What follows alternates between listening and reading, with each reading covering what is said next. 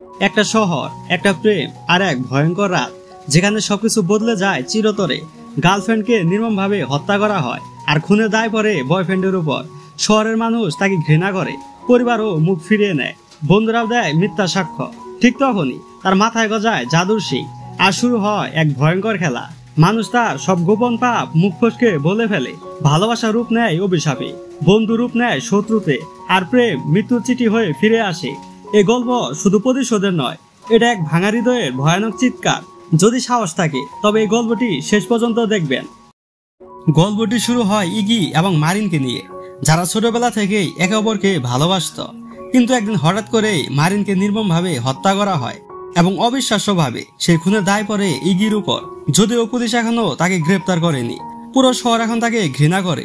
প্রতিদিন তার বাড়ির সামনে 15 থেকে 20 জন সাংবাদিক দাঁড়িয়ে থাকে, জানতে চায় কিভাবে ইগি মারিনকে হত্যা করলো। বিরক্ত হয়ে ইগি প্রায়ই তার বাবা মায়ের বাড়িতে যায় একটু শান্তি পাওয়ার আশায়। ইগির পরিবার চায় সে যেন জেলে না যায়, কিন্তু মনে মনে তারাও সন্দেহ করে হয়তো ইগি খুনি। তার বড় ভাই টেরি তাকে সান্ত্বনা দেয়। ঠিক তখনই আসে লি, ইগির একমাত্র বন্ধু এবং একমাত্র ব্যক্তি যে তাকে বিশ্বাস করে। লি একজন উকিল এবং সে অঙ্গীকার করে ইগিকে বাঁচাতে সে সবকিছু করবে।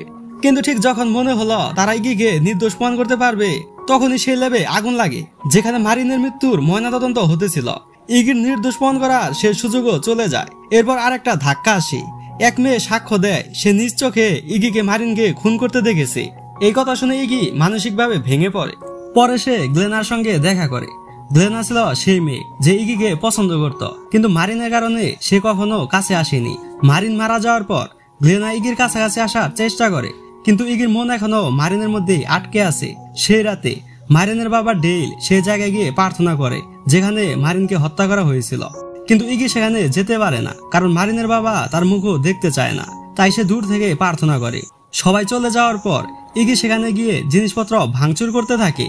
তখন সেখানে গ্লেনা আসে এবং তাকে শান্ত করতে থাকে। সেই রাত তারা একসাথে কাটায়।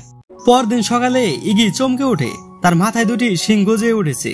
সে যখন গ্লেনাকে এ কথা বলে, গ্লেনা হঠাৎ করে তার সব গোপন কথা বলে ফেলে এবং অদ্ভুতভাবে খেতে শুরু করে। ইগি বুঝতে পারে এটা স্বপ্ন না, এটা সত্যি। সে তাড়াতাড়ি হাসপাতালে যায়। সেখানে এক নারী বলে, আমার মনে হয় আমি আমার মেয়েকে এখানে ফেলে চলে যাই। আরেকজন বলে, এই বাচ্চাটিকে এখান থেকে কেউ নিয়ে যাও। এমনকি ছোট মেয়ে পর্যন্ত বলে, আমার মা আমাকে ভালোবাসে না। একজন নার্স বলে, আমার বয়ফ্রেন্ড আমাকে ধোঁকা দিয়েছে।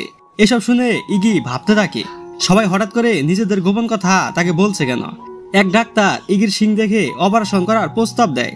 অজ্ঞান হওয়ার পর ইগির মাথায় ভেসে ওঠে সেই স্মৃতি, যখন প্রথম মারিনের সঙ্গে তার দেখা হয়েছিল। একদিন মারিনের মালা পরে গিয়েছিল, ইগি সেটা তুলে দিয়েছিল। তখন থেকে তাদের ভালোবাসা শুরু। তারা জঙ্গলের মধ্যে ছোট্ট একটি কুটির বানিয়েছিল, যেখানে মাঝে মাঝে তারা দেখা করত। হঠাৎ ইগির জ্ঞান ফিরে আসে। সে দেখে তার শিংয়ের মাঝখানে একটি ছুরি ঢুকানো আছে। ডাক্তার অপারেশন করা বাদ দিয়ে নার্সের সঙ্গে মজা করছে। ইগি পরে হাসপাতাল থেকে পালিয়ে যায়। পরে সে লির সঙ্গে দেখা করে, তবে লি তার শিং দেখতে পাচ্ছে না। তখন ইগি বুঝতে পারে শুধু অপরাধীরাই তার শিং দেখতে পায়। এরপর সে তার বাবা মায়ের কাছে যায়। তার মা বলে, তোমার মতো সন্তান না থাকাই ভালো, আমি তোমাকে সহ্য করতে পারি না। যাওয়ার সময় তার বাবা বলে, আমি তোমার জন্য না, সমাজে মান সম্মান রক্ষার জন্য চেষ্টা করছি। আমি লেবে আগুন লাগিয়েছিলাম।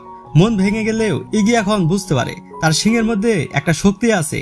এই শক্তি ব্যবহার করে সে খুঁজে বের করবে কে আসল খুনি। সে খোঁজ পায় সেই লোকের যে তার বিরুদ্ধে মিথ্যে সাক্ষ্য দিয়েছিল। মারিনের মৃত্যুর রাতে ইগি তাকে এঙ্গেজমেন্ট রিং দিতে চেয়েছিল। এটা শুধু লি আর টেরি জানতো। সেই রাতে রেস্টুরেন্টে মারিন ইগির সঙ্গে ব্রেকআপ করে, কারণ সে লস এঞ্জেলিসে যেতে চায়। ইগি ধরে নেয় মারিন হয়তো অন্য কাউকে ভালোবাসে, তাই রাগ করে সে বেরিয়ে পড়ে। রেস্টুরেন্টের বাইরে তার ভাই টেরি দাঁড়িয়েছিল। ইগি সারা রাত গাড়ির ভেতরে কাটিয়ে দেয়। সকালে পুলিশ আসে এবং বলে, মারিন মারা গেছে, আমাদের কাছে প্রমাণ আছে যে তুমি খুনি। পরবর্তী দৃশ্যে ইগি সেই রেস্টুরেন্টের ওয়েটার ভ্যালোরিনার মুখোমুখি হয়। সে জিজ্ঞেস করে, তুমি মিথ্যে সাক্ষ্য কেন দিলে? ভ্যালোরিনা ঠান্ডা গলায় উত্তর দেয়, আমি আমার মিথ্যের জন্য একটু অনুতপ্ত না। আমি শুধু চেয়েছিলাম টিভিতে আসতে, খবরের শিরোনামে থাকতে, ভাইরাল হওয়ার জন্য আমি এসব করেছি। ইগি পরে টেরির কাছে যায়।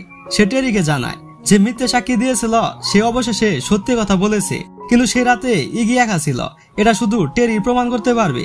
তাই সে টেরিকে অনুরোধ করে সে যেন তার পক্ষে সাক্ষ্য দেয়।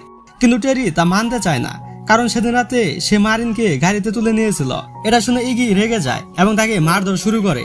তখন ইগি তার শক্তি ব্যবহার করে টেরি সত্যি মারিনকে লিফট দিয়েছিল, কিন্তু মাঝপথে মারিনকে নামিয়ে দেয়। এরপর টেরি গাড়িতে বসে মদ খায় এবং ঘুমিয়ে পড়ে। সকালে জেগে উঠে সে দেখে একটা গাছের নিচে মারিনের মৃতদেহ পড়ে আছে। ভয়ে যেসব প্রমাণ ছিল সেগুলো নদীতে ফেলে দেয়। ইগি তখন আরো রেগে গিয়ে টেরিকে আঘাত করতে থাকে। ঠিক তখনই পুলিশ এসে তাকে গ্রেপ্তার করে। পরদিন সকালে লি এসে ইগিকে জামিনে ছাড়িয়ে আনে। ইগি খেয়াল করে লির গলায় মারিনের মালা। লি বলে মারিন ওকে এটা উপহার দিয়েছিল। এটা শুনে ইগির মন খারাপ হয়ে যায়। সে ভাবে হয়তো মারিন লিকে ভালোবাসতো। পরে ইগি ডেইলের কাছে যায়। সে ডেইলকে জিজ্ঞেস করে মারিন কি অন্য কাউকে ভালোবাসতো, কিন্তু ডেইল তার সঙ্গে কোনো কথা বলতে চায় না। এখনো সে বিশ্বাস করে মারিনকে ইগি মেরেছে। আশ্চর্যের ব্যাপার হলো ডেইল ইগির শিং দেখতে পায় না। হতাশ হয়ে ইগি নিজেই তার শিং ভাঙতে শুরু করে।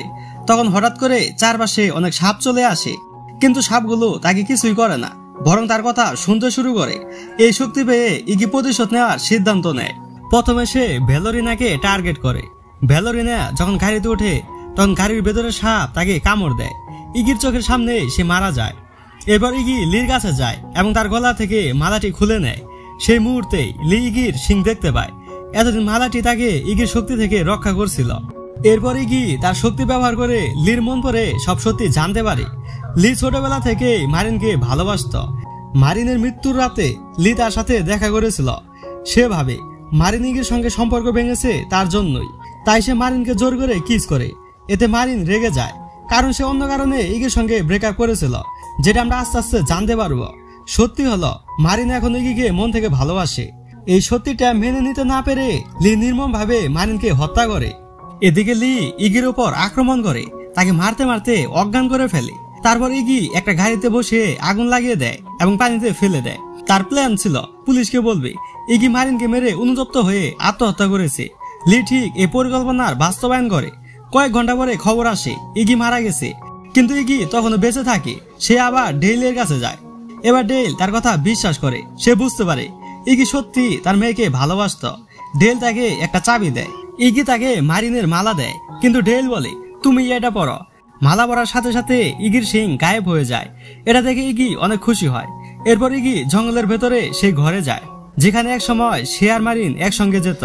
চাবি দিয়ে সে একটি লুকানো তালা খুলে। সেখানে সে পায় মারিনের লেখা একটি চিঠি। চিঠিতে মারিন জানায় তার মায়ের মতোই তার ক্যান্সার হয়েছে, আর মাত্র কয়েক মাস বাঁচবে সে। সে চায়নি ইগি তার মৃত্যু দেখে কষ্ট পাক, তাই সে ইগির সঙ্গে সম্পর্ক ভেঙেছিল ভালোবাসা থেকে, ঘৃণা থেকে নয়।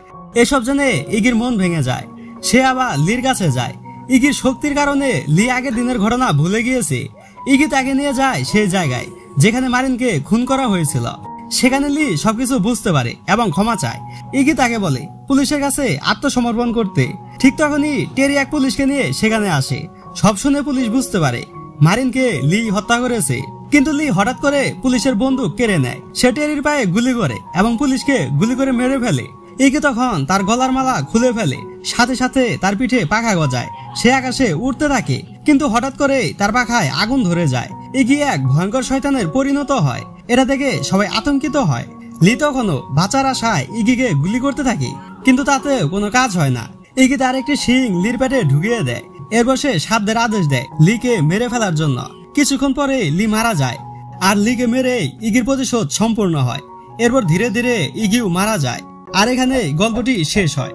সো গাইস, ভিডিওটি আপনাদের কাছে কেমন লেগেছে সেটা কমেন্ট করে বলেন।